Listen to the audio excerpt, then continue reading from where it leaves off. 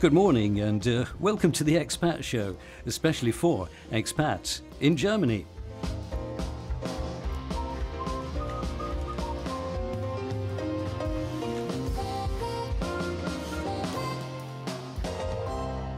Yes, it's 11 o'clock and we really are live from the centre of the universe, otherwise known as Westerstede in Lower Saxony. But if you're looking at your clock or watching it says 10 o'clock, Yeah. Dum. You missed it. Joining us today are Alicia Banfield. Good morning, everyone. Who has had a night on the tiles, I think. Oh, God, and what dear. a night. John Goodyear. Very good morning, Barry. I've got rings around my eyes because I had to get up much earlier than normal on a Sunday. But glad to be here. And in Bavaria, Andrew Bossum. Yes, hello from the outer regions of the universe. Yeah, it's just a pity that you're not in the centre of it. You can't have everything. I know, but, you know, somebody just refuses to pay my train fare. Oh, I don't know who that could be. And today I should tell. Let's have some sanity, please. Okay. You know, Of course. Very serious. Please. Very serious. because it's a very serious subject today. It's Brexit and fears that British expats have about their rights. Will they keep them after the UK has left? That's the question. Well, campaign groups across Europe have united to impress their concerns upon politicians. We believe that it's very important that citizens' rights on the Brexit negotiating table are represented, and that British people living abroad don't get ignored in these negotiations. Well, it was Daniel Tetlow, co-founder of British in Germany. We'll be hearing from him again a little later and also have a live interview with one of the group's campaigners. Well, today we're going to open the phone lines just in case anyone would like to air their views or concerns. And I'll give you the phone number now. Remember, we're in Germany, so this is a German phone number, 04488 527 0372. So I'll repeat that. It's 04488 527 0372. We've got two phone lines, but I don't know. Don't know if anyone will phone or not. Usually people are frightened of calling. But let me just tell you, it's totally anonymous. You don't have to give your name. You don't have to be frightened because we don't bite. Well, Alicia does, but I don't. And It's she's okay. running the phones. I'm very selective about what I bite into, so don't worry. So Alicia's going off now to answer the phones. So remember, do keep her busy, because she's not really on top of things this morning, you know. Well, she's got the coffee though, Barry. Yeah, She's I've got the coffee. And I've got my running shoes on, so yeah.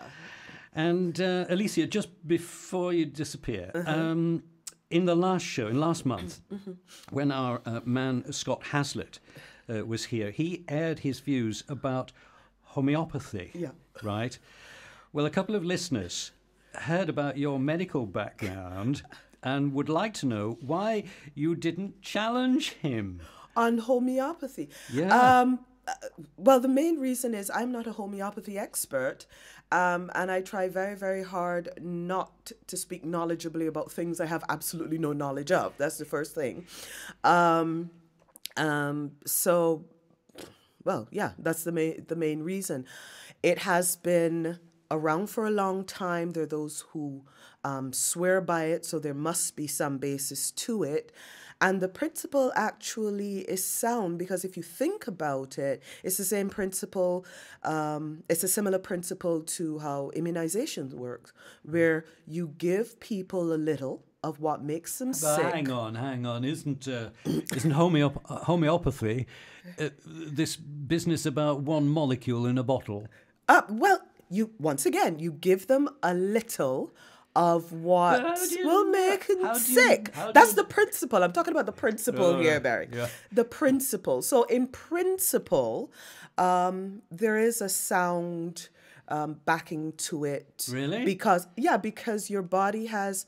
The principle of immunization is that you give a little bit either of the bacteria, virus, or the proteins therefrom to the body, enough to mount an immune response, which is the body producing proteins, so that when it does come across it in the future... We know about the medical background, but the thing is, with homeopathy, they just dilute and dilute and dilute it. Where's the evidence that there's anything there? Well, this is why it's controversial. Is there evidence really that it exists?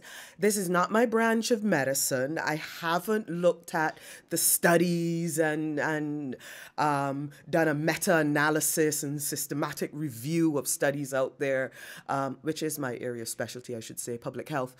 So I can't speak knowledgeably on it. But at the same time, like Ayurvedic medicine and yoga and acupuncture, it's been around a long time. So the question is, would it have lasted that long if there wasn't something to it, or if there weren't people? Witchcraft has been around a long time. The homeopathy.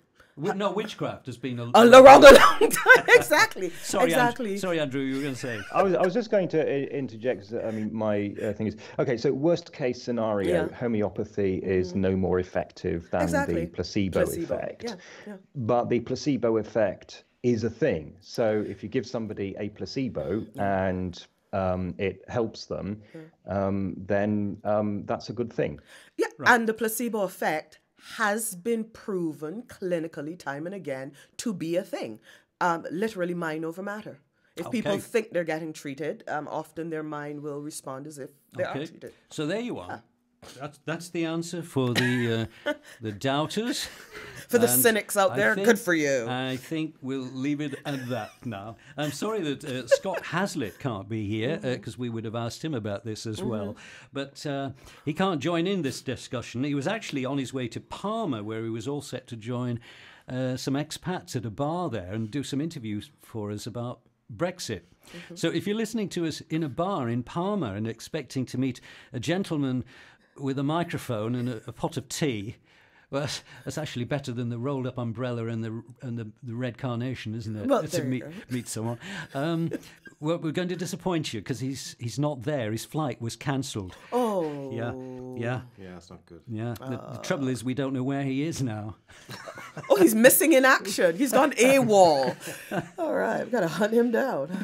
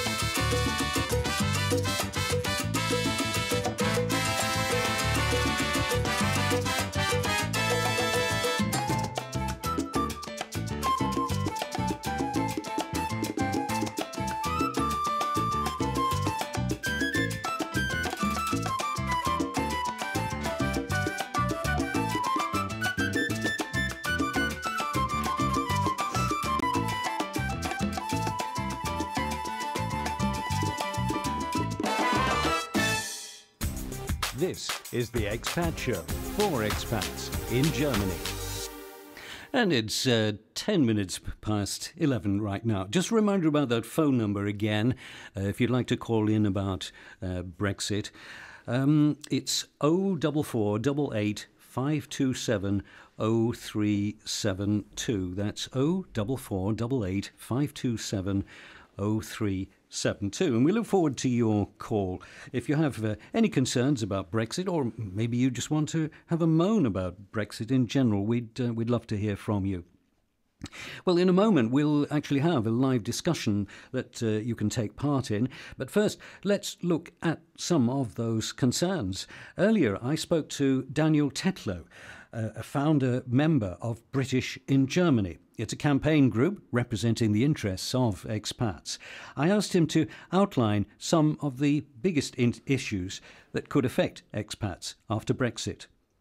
We're concerned about all types of citizens' rights, so everything from rights of freedom of movement, rights of pensions, rights of healthcare, all sorts of things that affect our daily lives that are that may be affected by the decisions on the Brexit negotiating table in the next few months. We have direct factual evidence to show that these things have not been yet resolved. For example, at the moment, we will not have the freedom of movement to work and live as citizens. We'd only have the freedom to live where we're registered to live as British citizens, but not to move and live in other EU countries. Those who live on the border, like yourself, would not have the freedom, for instance, to pick up a job in Holland or other border areas.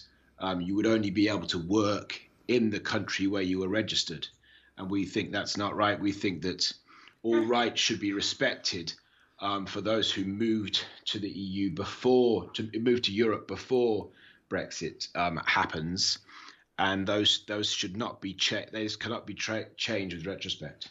Well, some would say, though, that if you have been living long term in the EU, then you should take up citizenship of the country you're living in. Yeah, but that's not always possible, as you know, for many people. If you haven't been living in a country for instance, in Germany for more than if you've been living in the country for less than 8 years in Germany, if you're single and not married to a German, then you can't take up you can't take up their citizenship. That was Daniel Tetlow of British in Germany, one of several groups throughout the EU representing the interests of British expats.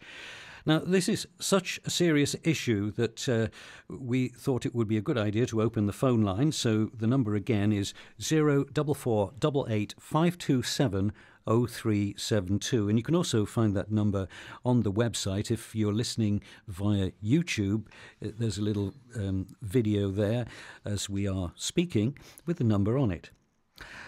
Well, joining us now is Ellie Selwood, a campaigner for British in Germany and British in Europe. Good morning, Ellie. Good morning. Well, thank you for joining us. Also joining in this conversation are John Goodyear and Andrew Bossum and Alicia Banfield when she's not operating the telephones. So do keep her busy so she can answer the phones. So I'm a British expat as well as John Goodyear and Andrew Bossum. Alicia, you're not British, are you? No, I'm not. I come from the Caribbean, but I am married. I come from the Caribbean, but I am married to a Brit. Right. So, Ellie, the concerns are many, aren't they? You're very concerned about a lot of things. There's definitely a lot on the table right now, yes. A lot that we're worried about. So Daniel outlined some of those. Let's just go through some of those again. How about health? How will expats be affected by health care, for example? What about pensioners? In terms of health care, the big thing at the moment is whether there will still be this dual healthcare agreement. So at the moment, obviously, a lot of Brits in Germany pay for their health insurance here. But if they're kind of moving back and forward to the UK, then they'll also have rights to access healthcare in the UK and in Germany. But this could change in the future. We're not entirely sure what's going to happen there. And the other thing is the pensions, of course. That's a big mess. There's also a dual agreement. So if you had a pension in the UK, then you might be able to bring it over and access it here in Germany. But that is also under threat. So if that will be a lot of people that have worked for the UK and have paid into a pension all their lives, who will now have troubles accessing that if they're not living in the UK at the time of Brexit or after. And also thinking about the idea of pounds sterling. So if your pension is, of course, paid out in pounds sterling, and we leave the European Union, we don't know in which sort of uncharted waters we're going to venture. To what extent is that going to have an impact on the value of sterling?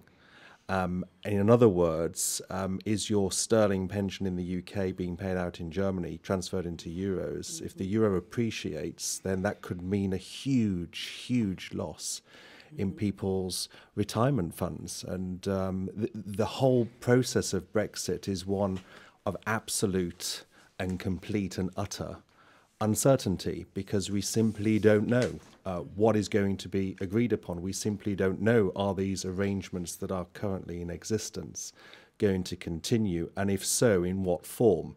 And this is going to be not until March. I've got a place here in Germany, but I work in the UK, so I've seen what's going on within the UK, but with a vested interest here in Germany. And the debate is all about not necessarily March when we're coming out of the EU, but it's now this transitional phase. So it's going to take years before all of this is set in stone and people really know and understand what is coming in their direction. And the other Oh, thought, absolutely, yes. Do we know anything at all about the effects that the transition period will have? The Prime Minister has negotiated a 21-month transition period. Do we know anything about what that means? No, because the problem with the discourse, as I encountered in the UK, is they're still reminiscing on the decision that was taken. They're still trying to work out, which sort of voters voted for and against. It was obviously a personal decision for the individuals in question. But this sort of discussion, what is going to happen in the transition period, has not even been underway at all. It's all about now the run-up. And it's a year, almost to the day, that we're going to come out of the European Union. So there's a year left until we leave. There's a lot to do. There's an awful lot to do. actually, there's one other aspect that occurred to me, and it occurred to me because we used to work and live in the States. We moved along quite a bit and we came across this. And it is the question of what then is thought taxable and what isn't. It sounds very airy-fairy, but what happens is if you're getting an income from a country with which there is a reciprocal agreement, and then the political positioning of that country changes, then that income, is it still non-taxable or is it now taxable? And in the country where the income is being generated, they'll have one level of taxation. The country that you've now moved to, they'll have another level of taxation. So what could happen is there'll be people living in Germany, pensioners who are getting income from Britain, which is still in the EU, but then when they leave, and it's not taxable for some reason, but then they leave the EU, they're living in Germany, and all of a sudden they get a letter or a note going, oh yeah, by the way, it's now taxable. So it's not just a case of what you're getting will change, but what you have to give back in taxation, what you have to pay in income tax is also going to change. So will you find your pocket literally directly hit? And this is another thing I'm wondering, Even in the EU, within the EU, there are so many tax problems from state to state. The way you're taxed. For example, if you have lived in the Netherlands and have some income from the Netherlands, but you live in Germany, the money you have from the Netherlands is taxed in the Netherlands. Yeah, it gets very complicated. Yeah. How that reciprocal taxation agreement works, if it taxes one place, is it taxed another? And you don't want to find yourself in this position of double taxation, where you get taxed over there, it comes over, and you're taxed again. I mean, we've got at the moment the tariff wars that are about to make the media big time with Trump and China. But the other thing that you could think about is in the context that the United Kingdom might just simply say, well, we'll have a tax war with Europe, that it'll be a race to the bottom to try and encourage business back but also to try and sort of stop all of this flight of investment. So you retain a capital base within your country, and do that by ensuring that the taxes are competitive. In other words, they are much lower than they are on the continent. I mean, that would be the only way, from where I'm sitting, how the British could stop a flight of investment. Let's just bring you back on course again, onto Brexit. Elliot, there's quite a lot of Brits in Europe, aren't they? It's how many are there living in Europe? Oh, good question.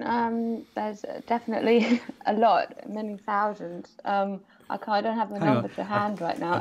I've got a bit of paper. I've got a bit of paper somewhere here. Hang on. It's 1.24, according to my bit of paper here. 1.24. Okay. That's a lot, isn't it?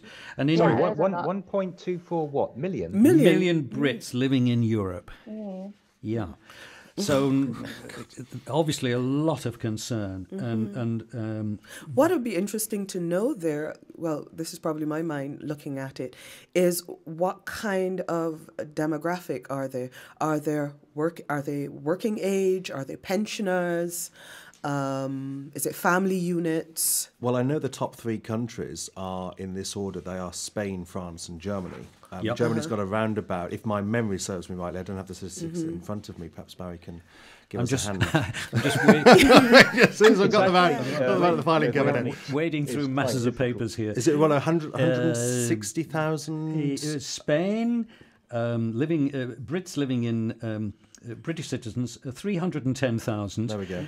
Republic of Ireland, 250,000. France, 190,000. And here in Germany, 107,000. Oh, 107,000. Okay.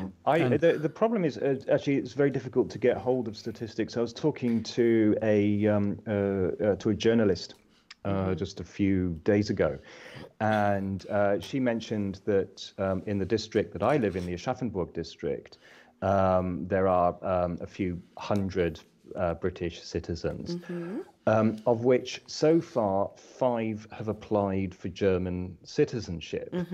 And so I asked the obvious question, well, could it be that those who didn't apply because they're not eligible? And she said the Landeseinwohneramt refuses to tell us for data privacy reasons. It's a privacy thing. They won't even give the numbers. They won't even tell you numbers. They won't even say, yes, in this district, 30% of British people have not been resident long enough to apply for citizenship. They won't even tell you that. Yeah, it's very difficult. Actually, on the topic of statistics, the other thing that's happening is that a lot of Brits are applying or even getting German citizenship, and then they are registered on the books as German, which means that there's probably a whole other invisible number of British Germans now that also are not being included in these numbers. So the numbers could even be much higher. Yeah, skewed. Well, I know on Brexit Day and the weeks after that, there were a lot of, I wouldn't say a lot, but there were articles in the media here, not just in near Oldenburg where we're sitting, but also in Hanover, in Lower Saxony, about the proportionate numbers of people applying for citizenship has gone through the roof. But we're actually starting from a very, very low bar anyway, myself included. And I was informed by various groups that it would be wise to apply for that citizenship if I wanted to retain my right as an EU citizen to move and work freely around the continent, which I've started to do. And the process is a bit long-winded. It does involve a language test, and it also involves an immigration test. I've done the language test, and for those people who are thinking about doing it, it's at a very low level. So you're talking about an intermediate level. There are these grades, aren't there? A1, A2. That's right. Yeah, B1. Common European framework. That's right. So it goes from A1 to C2. A1 is beginner, and C2 is near native speaker level, and you only need a B1. Now, in the UK, the equivalent test, you'd need going on a C1 to become a British national. And you need to pay considerably more money in the UK to become a national than you do here in Germany. So it is very cost effective. And those people, as it was Daniel who said it earlier on, those people thinking about applying for citizenship, like myself, single, been in the country for 8 years, you qualify. But if you are not here or you haven't been here for 8 years, it's extremely difficult between now and March to get that citizenship, but more specifically to have dual nationality, because as soon as we exit the European Union, apparently the legal provision in Germany is as such that you can no longer apply for that dual nationality. And that's something that's said by Daniel. That's something that the British Embassy is actually saying to its people, that it's obviously advising, but with very, very little information to go from. But do you think London. that actually holding dual nationality could be a disadvantage? Do you think they might say, hey, no, we're going to have to cancel one of these? Eventually. Can I just interject here? So at the moment, yes, you are allowed to have a dual nationality in Germany, and as the EU country, we have that right. And obviously, after Brexit, that could change. But from everything that I've heard so far, it's almost impossible to give up your British nationality, even if you burnt your passport and decided you didn't want to, be British anymore. I think if you just even said to the British Embassy, hey, I was born in the UK, it's very, very likely and very unlikely that they would actually just say, no, you're not British anymore. So I think you can take that in mind, that, even if one day you are forced to choose, I'm not sure that the British government will ever accept that you are not British, so to say. That's true. So does that mean you could tell the German authorities that you've given up your British citizenship, but the British will still consider you to be a British citizen? I think so, yes, yeah. Just across the border in Austria, in Austria, I know that you have to relinquish your other citizenship. They do not have a provision in their country law, in their country law, to have dual nationality. So that means if you are in Austria and listening in Austria and thinking about becoming an Austrian citizen to have those benefits of EU citizenship, you have to give up the British citizenship in order to become an Austrian national, and therefore by default an EU. Surely the Austrian and the German authorities would need some kind of proof that you had given up your citizenship. Yes. Yeah, Probably. true. Yeah. I don't know how. Well, they not would probably, but I'm 99% sure they will want proof positive that you're not infringing some immigration law. Yeah. Well, just a reminder, if anyone has just joined us, that you're listening to the Expat show, which is especially for expats, as you gather, in Germany. And today the program is all about Brexit. You can call us, telephoning the studio. I'll give you the number. It's 04488 527 0372. I suspect that quite a few people will be joining us in the podcast on later days. So if you're listening to this and it is not the 25th of March, then please don't telephone because you won't get through. Sorry, stating the obvious here, but where were we? Let's talk about professional qualifications now and moving across border. Do you think this could be a problem, Ellie? Oh, yeah. I mean, actually, this is very recent. So the EU and UK signed off on an agreement on Friday, so essentially yesterday. 2 days ago, my bad. And actually, the agreement that is so-called signed off, we're not happy with it.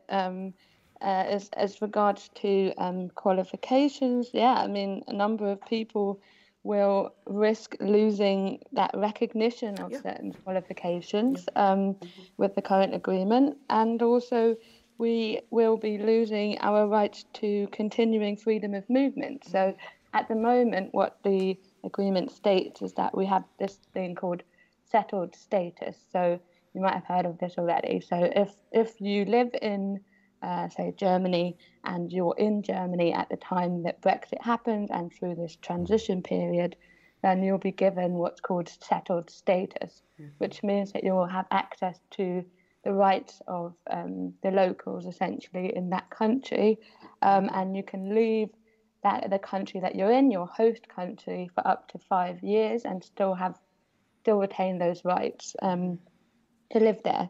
But the problem then is that if you are a Brit and you're not dual nationality of any kind, then you could essentially just be stuck in that country, your host country, and not actually be able to work in any other EU country very easily.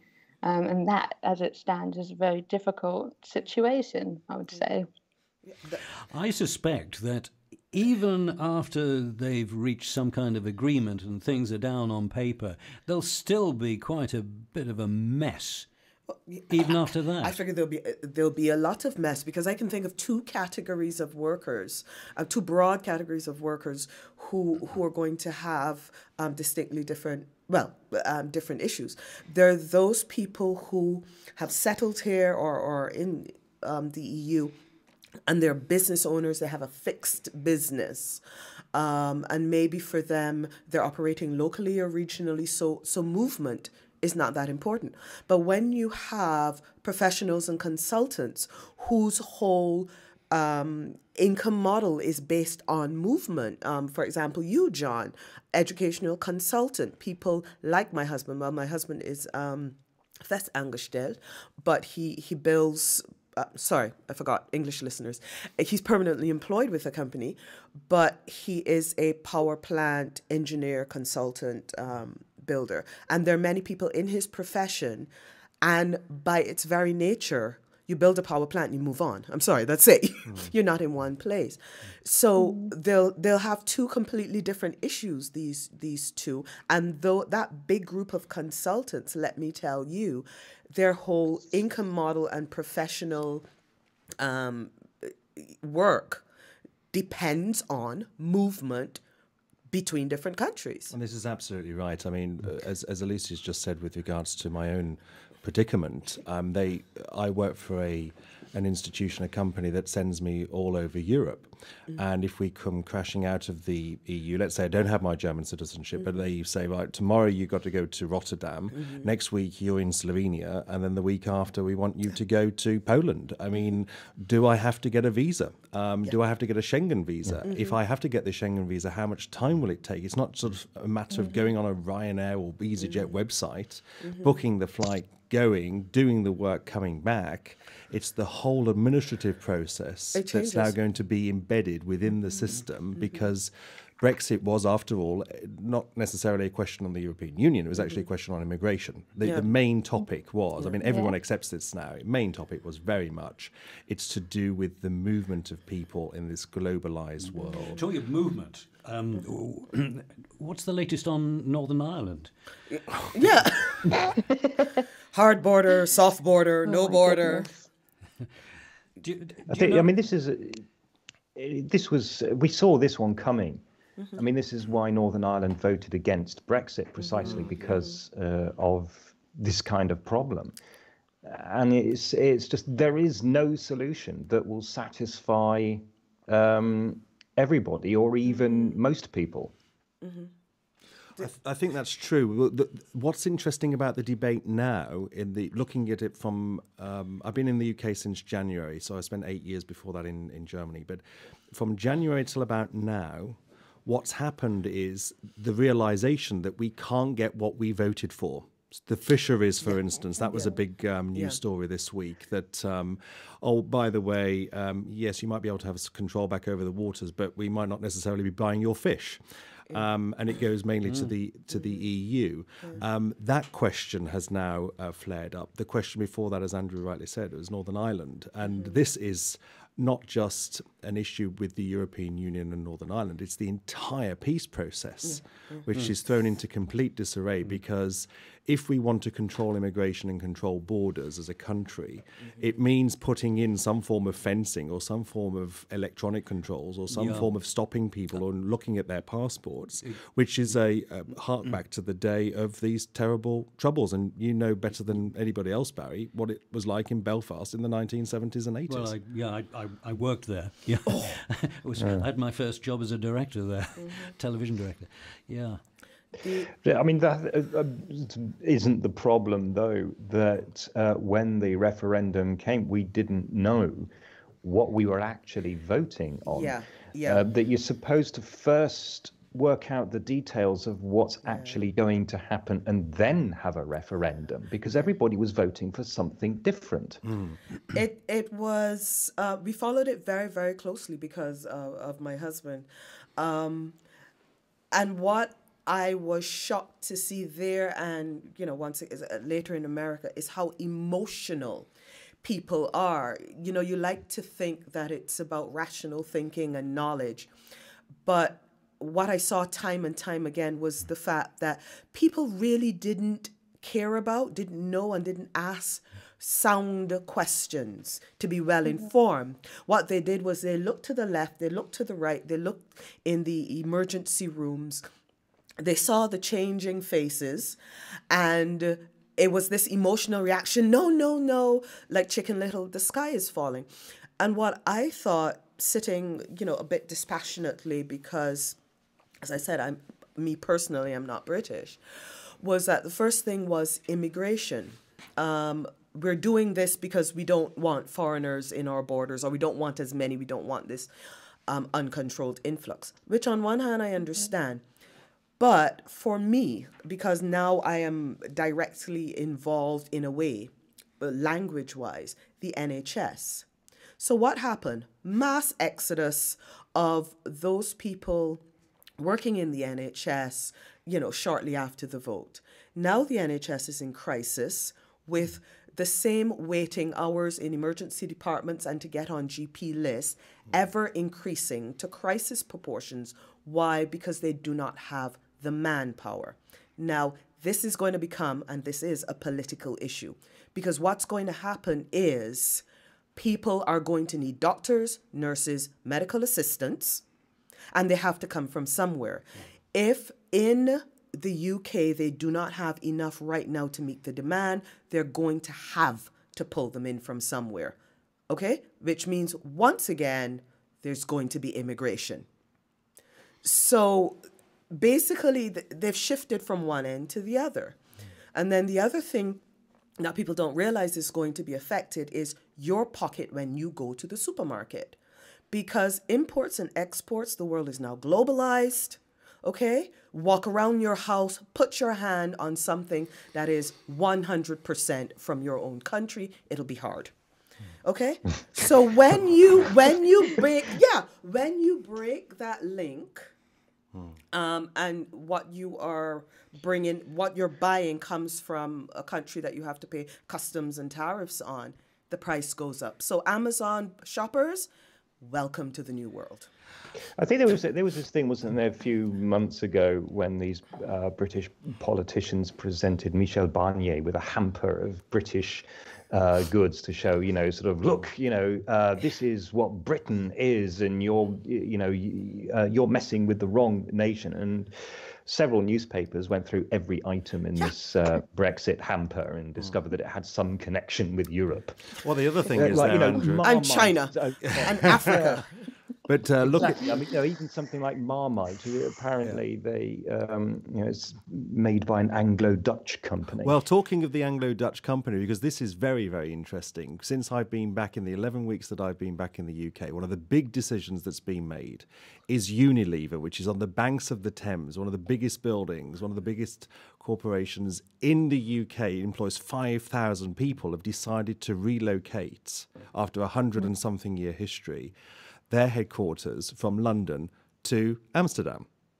And they disguised and said, no, it's nothing to do with Brexit. But the media commentary was very much, no, this is Brexit. Yeah, of course. Welcome to the new world. Of course. Because money at the end of the day is what influences politics, which in turn, or vice versa, influences business. And at the end of the day, money's going to talk.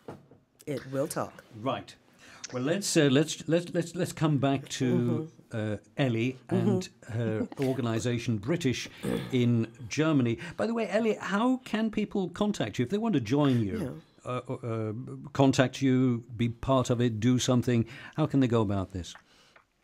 Well, we have a lovely Facebook page and a lovely Facebook group, British in Germany, and we also are part of a bigger coalition movement called British in Europe, which is consists of groups throughout the European Union, and we have two websites, britishingermany.org and britishineurope.org. So if you're not a Facebook or Twitter person, then you can follow our activities on our websites. And we're very much getting together right now to lobby and campaign and do whatever we can, especially at the European Parliament, which will have a veto on the final agreement. So the best thing about our organisation is that British in Europe is the only citizens' rights group at the moment that has a direct line to both parts of the negotiations. So a direct line to Michel Barnier and a direct line to the UK government. So anything that we see as being a massive issue for Brits living in the EU and also Europeans living in the UK, we are able to flag those up as quickly and efficiently as possible.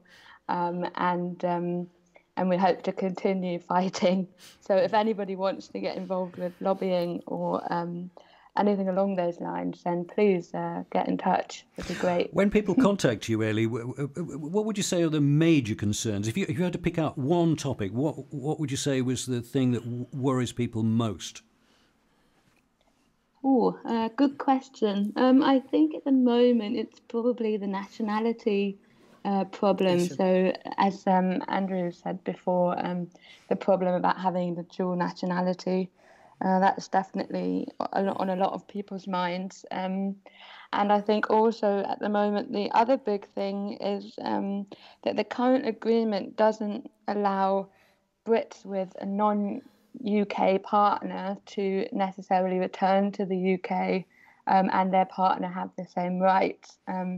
And that is as well as causing a lot of heartache and a lot of pain. So those two things are the biggest problems, I'd say. I think your group, your organization is going to have its work cut out for it well after Brexit for several years to come, because there are going to be so many different permutations and combinations of issues. And I think that's probably one of the big problems, in the sense that if you have to define an ultimate goal, I mean, the goal presumably British in Germany is not to stop Brexit, but it's instead to affect positive change and represent the people who actually don't really have a voice in the UK, in the UK media, and to try, as I said, to sort of affect that positive change, to make their lives as bearable throughout this entire process, where it's taken 40 years for Britain to be integrated to this point in the what is today the European Union, before the community and prior to that other existing organisations. And then to untangle ourselves from that is going to take us, Alicia said, you've got your work cut out. There are so many things that I don't think we've actually realised yet, that as soon as certain decisions are made, it opens up another can of worms, and then that has to be solved. So I think it will be probably quite difficult for you, Ellie, wouldn't it, to actually say that is our goal, that's our objective here and now, and that's going to be the objective now for the next year until Brexit happens, then thereafter. Oh, yeah, absolutely right. Yes. I mean, we're not trying to stop Brexit. I mean, that's itself a very contentious issue. And what we're really just trying to do is to ensure that everybody, all the Brits that live in the EU, just retain at least most of the rights that they currently have. It's such a shame because Michel Barnier did, at the beginning, propose to guarantee all of our rights in the EU, and when the UK government replied with a restrictive counter-offer, requiring EU citizens to apply for new and lesser immigration status, that then made this whole situation very, very tense and very difficult. And now we're at the current state where they've negotiated a compromise, and they're saying that citizens' rights has now been signed off in the negotiations. it's far from being comprehensive, and it's far from where we'd like it to be. So we absolutely just have to keep going, and we hold events throughout Europe and throughout Germany. There's groups in Berlin, a group in Hamburg, a group in Stuttgart, a group in Bavaria, and a couple more just popping up in Germany. One in Paderborn for the military, the Brits that are serving in the military there. And we're just going to keep informing and lobbying and doing as much as we possibly can, because you're right, it is going to be a long road. Yep. But we have to do it. Well, can I just ask Ellie, because we were talking earlier in our virtual green room before we went on air, and because you said you've been in Germany for what, 4 years? Did you say? Yeah, that's right. Yeah. Yeah. So you haven't been long enough to qualify for citizenship. So my question is, in the worst case scenario, what are your plans? What will you do if we just crash out of the EU with no deal? Oh, very good question. I really would not like to think about that outcome. Obviously, I said I've been here for 4 years and I'm not eligible right now for citizenship. But I think that in the transition period, I could come up to about 6 years, and maybe I'll be able to apply for citizenship a little bit earlier, considering that I speak German all day, every day at work. So that's there, and I pay taxes and all of these things. So maybe I'll be able to apply for early citizenship. But we'll see. If that doesn't work, then I guess I'm probably going to have to move back to, well, actually, I won't have to move back to the UK yet. I think I'll have this settled status here in Germany, and I'll just use that to my advantage for as long as I can. In realistic terms, so for people, for people in your position, what are the? I'm a bit hazy on this myself. What are the rules regarding residence permits for non-EU citizens? How easy is it to get an unlimited residence permit, and would that be a viable option? So with this settled status agreement, we wouldn't necessarily have to have a residence permit at the moment. Well, at least that's what the agreement is saying. That might change. But I think for a lot of Brits, Germany is really very anxious to keep us, because we have most of us living in Germany, at least from what I'm told, are highly qualified, speak German, are highly integrated, all of these things. And I think and contributing to the economy. Yep. Yeah, exactly. Contributing to the economy, also putting Germany on this international map. You know, we're working in English, and we're a lot of us anyway, and we're helping as well with this, putting Germany on this international global scale too. So I mean, to counteract that, Ellie, one of the big events that's happened in Germany is that the German, we now have a German government, and there's a new interior minister who was the former prime minister of Bavaria, and they've given him the title of Innenminister and rather uniquely Heimatsminister, so the minister for the homeland. And I think the discourse is changing in Germany with regards to immigration. So on the one hand, you were talking about sort of internationalization, on the other, but there is this sort of sentiment in a lot of communities around Germany that, wait a minute, perhaps immigration is too much. And of course, I'm not saying that it's completely drifted to the right, but you've got a more stronger centre-right party now in Parliament. And I think that's going to be reflected in what this new interior minister could do. And that could, in turn, have an impact on how they tighten the screw when it comes to immigration and people coming into the country. Because Germany before was actually quite a soft touch. But I think with him in charge, This now is about to change, and it could change within this legislative period. What of do the you next mean? 4 years. You mean it might be restricted to people with special qualifications, I needed think skills? well, they can't do anything about, as the British know, they can't do anything about movement within the European Union, but they can do something with movement of people from outside the European Union coming into Germany, i.e. into the EU with Schengen visas. So that they're perhaps the Germans, and I've got friends in New York that go through applications of people, and they either accept or decline their applications for visas in Germany. Perhaps there they tighten the screw, but then we would be in that category. We would be outside of the European Union, and we would then have to go through this process. So if you're in the system at the moment with this new status, it will be okay. But I'm thinking of my university students at the University of Birmingham, where they won't be okay. They might have to go through this process, and they might get declined, even though they've studied German and they've been in Germany and everything else. So education and university, that whole landscape is also going to change. Yeah, we haven't touched on this basically, absolutely. have we? So what about students then? You know, and grants. Well, I work at the University of Birmingham. I'm a German teaching fellow there, and there's complete uncertainty within the department with regards to Erasmus.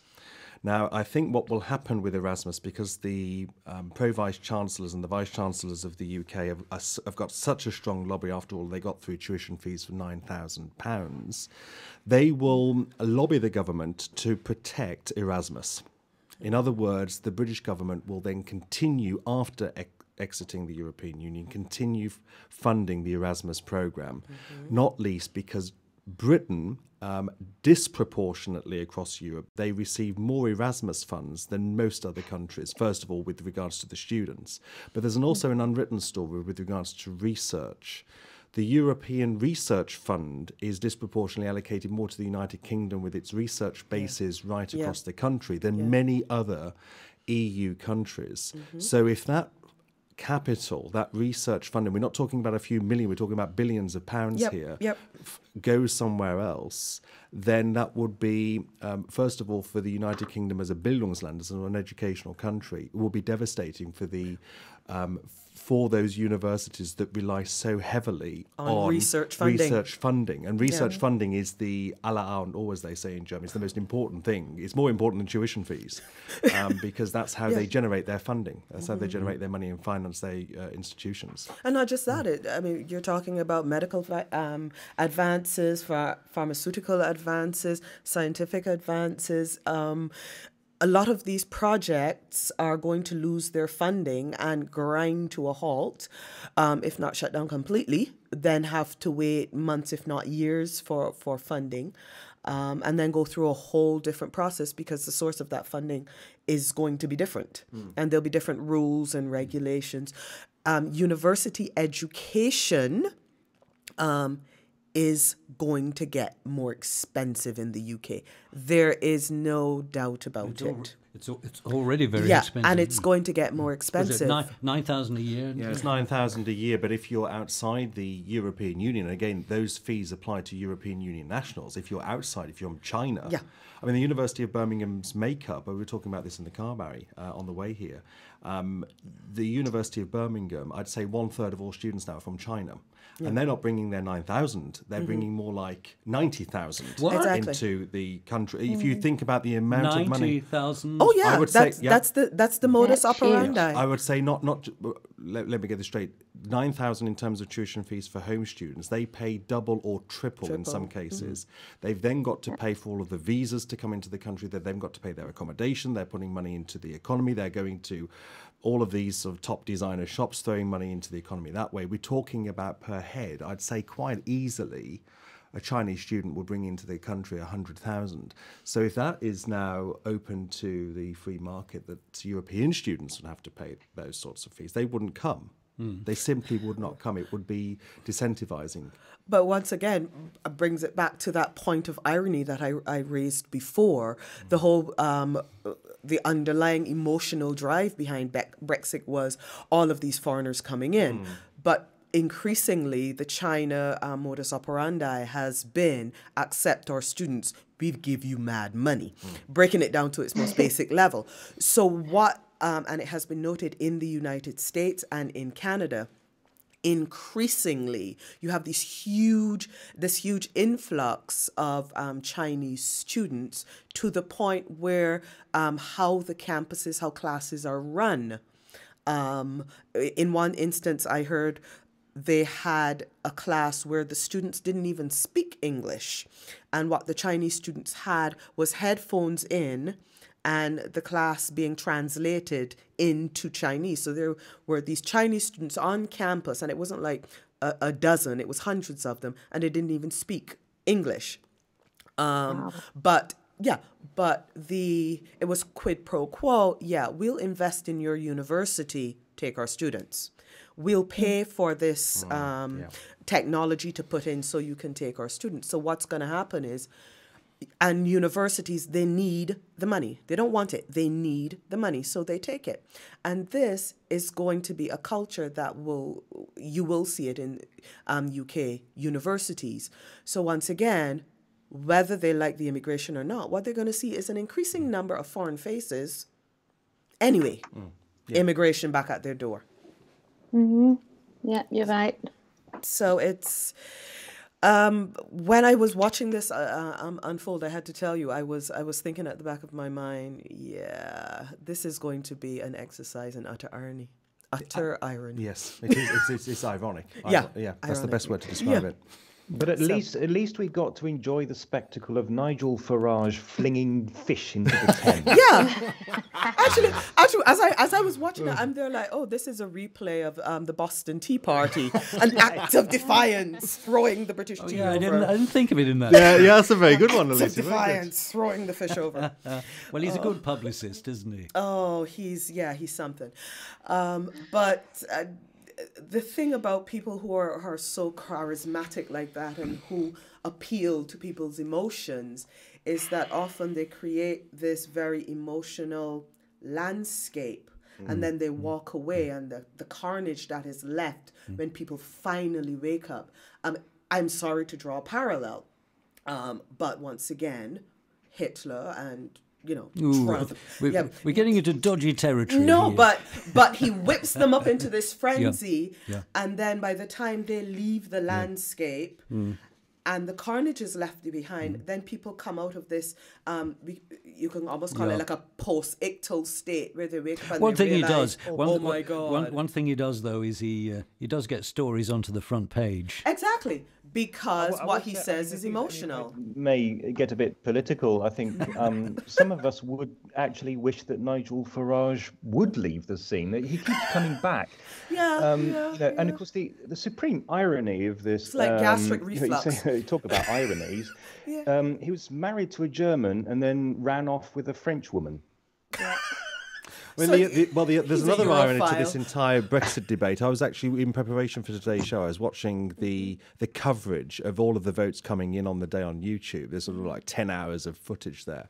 And the lead person was Gisela Stewart. And Gisela Stewart, at the end of the day, she's German. And she led the Brexit campaign. I mean, you can't get more ironic than that. Right. Well, I can see that we ought to have a program. We ought to have a program about Nigel Farage and UKIP. There, I can see, and maybe people will phone in. No, it's not. He's quite a character. Quite a character. Well, I'm not taking sides on this, but we'll have a program specially about those sort of issues. But Ellie, thank you for joining us. Just before you go, so if people want to join you, what's your URL, your website? BritishInEurope.org and BritishInGermany.org, or follow us on Facebook or on Twitter. It'd be lovely to have many more people join us. Thank you so much for having me. Well, that's just about it, Ellie. Thank you, Ellie Selwood and Daniel Tetlow of British in Germany. And in the studio were Alicia Banfield and John Goodyear. And in Bavaria, Andrew Bossum. Next month on the Expat Show, it's the end of an era. British Forces Broadcasting has been entertaining and informing British service personnel ever since the end of the Second World War. Well, it's a very professional outfit, mind you, a military version of the BBC, really. Next year, as the British Army of the Rhine finally ends its major presence here, BFBS Germany is likely to go too. But what a history, and what a reputation it'll leave behind. We'll be talking to members of BFBS Germany about its many wonderful years, and also visiting one of the last remaining cinemas, especially built for British forces here. Well, that's the Expat Show on Sunday, the 29th of April. Same time, 11 o'clock, always on the last Sunday of the month. From me, Barry Redfern, until then, goodbye.